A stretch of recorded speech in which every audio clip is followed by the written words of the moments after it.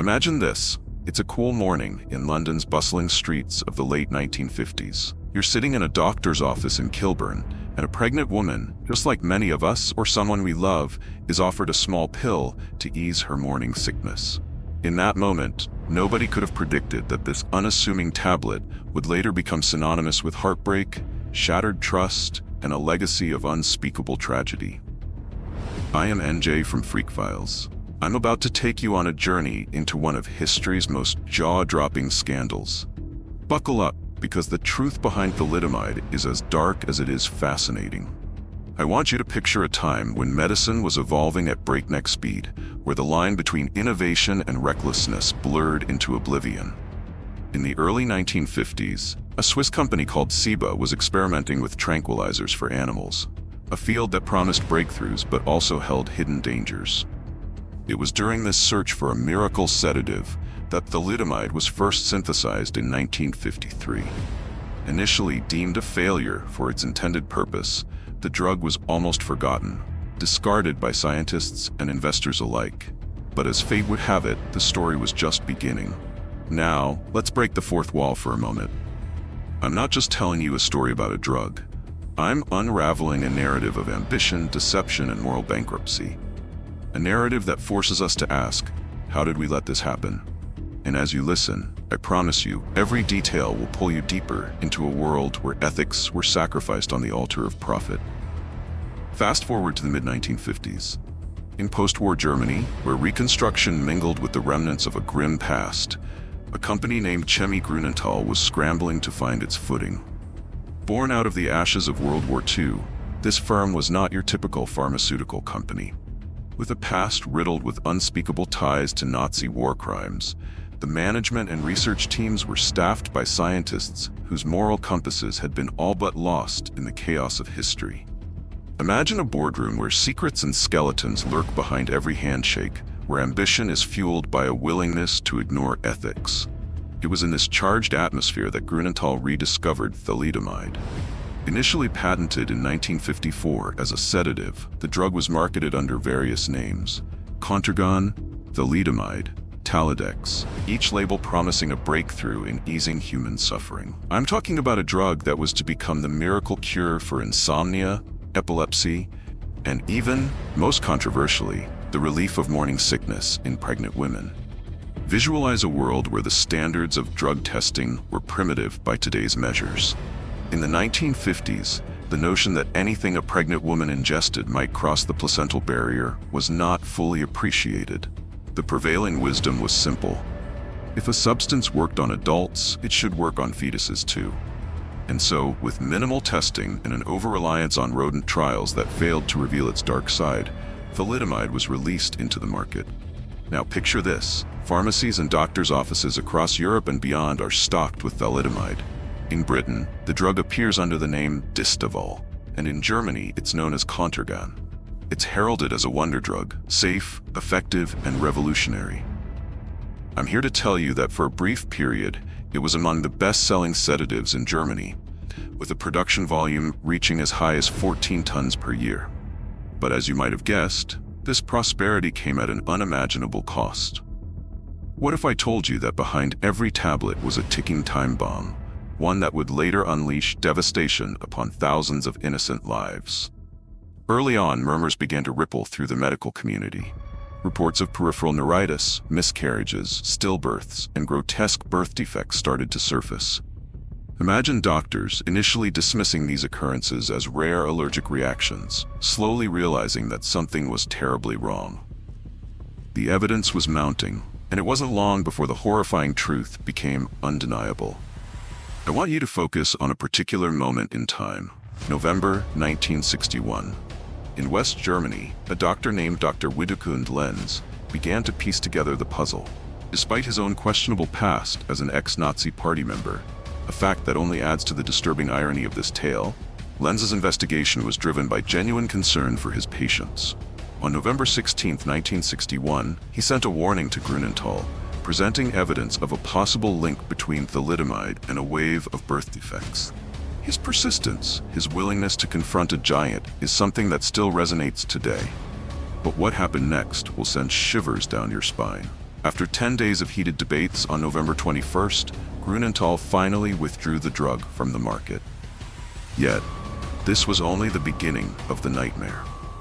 Across continents, the drug's impact was already being felt. In Australia, an observant midwife named Pat Sparrow noticed an unusual spike in limb deformities among newborns, a trend that would soon echo across the globe. When her concerns were initially dismissed by a local doctor, the story took a dramatic turn.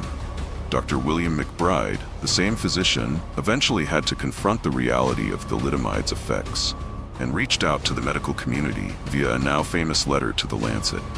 This letter was more than just a plea. It was a clarion call for attention.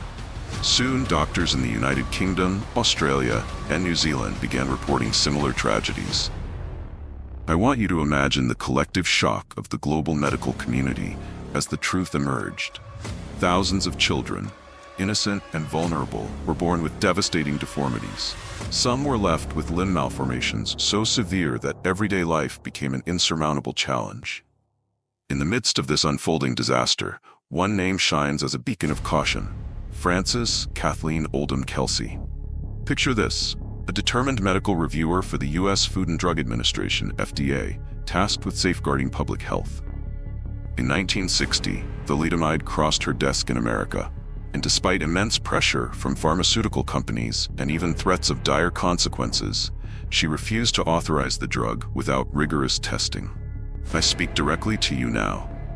Imagine the courage it took to stand up against a tide of corporate influence, to say no when the world expected compliance. Kelsey's decision not only prevented thalidomide from ever becoming a public health crisis in the United States, but also saved thousands of lives. Her actions earned her the President's Award for Distinguished Federal Civilian Service in 1962, a rare moment of triumph amid a sea of tragedy. Yet, even in the US, a small number of thalidomide cases occurred through clinical testing, a grim reminder that no system is perfect. Approximately 2.5 million tablets made their way into the country, and about 17 children were born with defects. It's a chilling footnote in an otherwise monumental disaster. As the truth became undeniable, legal battles erupted around the world. The trial in Aachen, which began on May 27, 1968, was nothing short of a legal battlefield. Imagine a courtroom filled with over 70,000 pages of evidence, 451 co-plaintiffs, and 351 witnesses, all determined to hold a giant accountable. Grunenthal's defense team, armed with 40 lawyers, fought relentlessly, stalling, delaying, and even threatening to walk out. For 11 grueling days, Dr. Lenz, whose testimony was the linchpin of the prosecution's case, was subjected to relentless cross-examination. Yet, in a move that defied both justice and public expectation, the trial was abruptly halted in December 1970. The state decided that it wasn't in the public interest to continue, and the 9 senior executives were set free, immune from further prosecution. In a clandestine agreement, affected families were offered a mere fraction of what they deserved, around 40,000 Deutsche Mark per child, patents for a lifetime of pain and hardship. I want you to feel the injustice here. The very people who suffered the most were left with a settlement that amounted to a slap in the face, all orchestrated behind closed doors in secret negotiations between Grunenthal's founder, Hermann Wirtz, and high-ranking government officials. The lingering shadow of thalidomide. Even as the world slowly came to grips with the magnitude of the disaster, the legacy of thalidomide continued to cast a long, dark shadow. Though the drug was withdrawn from many markets by 1961, it wasn't completely banished. In Canada, thalidomide was sold until 1962, and in Spain, it lurked on shelves into the 1970s.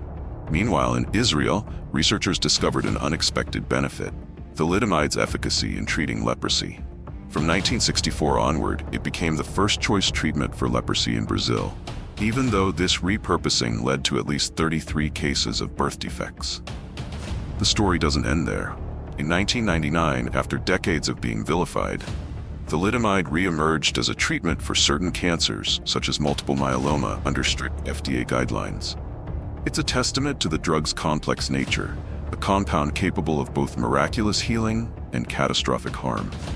And yet, the question remains, can we ever truly erase the scars left by this scandal? Now, I need you to pause and reflect with me. Think about the trust you place in modern medicine. Imagine if you or someone you loved had taken a pill that was supposed to help, but instead changed your life in ways you could never have imagined. This isn't just history. It's a haunting reminder that even the most well-intentioned scientific advancements can go horribly wrong if ethics and thorough testing are cast aside. As I break the fourth wall once more, I want to speak directly to you. Every time you step into a pharmacy or listen to advice from a healthcare provider, remember the shadow of thalidomide. It serves as a stark reminder that our quest for progress must always be balanced by rigorous scrutiny and a deep respect for human life. The scars of this disaster run deep, not only in the physical deformities it caused, but also in the collective memory of a society betrayed by those it trusted. Despite decades of investigations, legal battles, and public outcry, many questions about thalidomide still linger. How did a drug with such promising benefits get so disastrously mismanaged?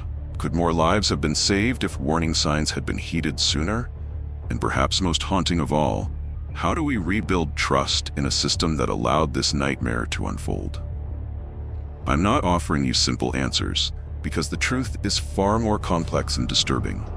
What I can promise is that the legacy of thalidomide continues to influence modern drug regulation, medical ethics, and the very fabric of public trust. Every innovation carries risk, and history reminds us that sometimes the cost of progress can be unimaginably high. So, as we wrap up this journey into one of the world's worst medical disasters, I want you to carry this thought with you. In our relentless pursuit of advancement, we must never forget the human lives at stake. Thalidomide is not just a chapter in a dusty history book.